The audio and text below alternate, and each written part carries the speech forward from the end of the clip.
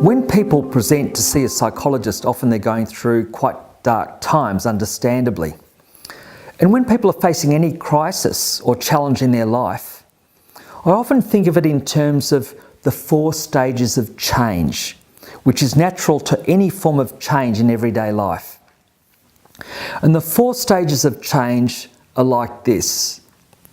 First of all, we're going along in a certain way and then something tips the balance. It might be a crisis comes up, or there are extra stresses that come into a situation and we're no longer feeling that things are flowing as well. Then we might be tipped into stage 2, the dark night of the soul. That also relates to depression. Many people who present to see a psychologist who are depressed, they're at stage 2, the dark night of the soul, finding it difficult to find a way forward. That stage can last quite a while and it's not easy to bear with. But if over time people are looking to understand what's going on, maybe develop different strategies for dealing with it, drawing on the supports, maybe the therapy is an important part of that, then often people reach a point of some kind of breakthrough.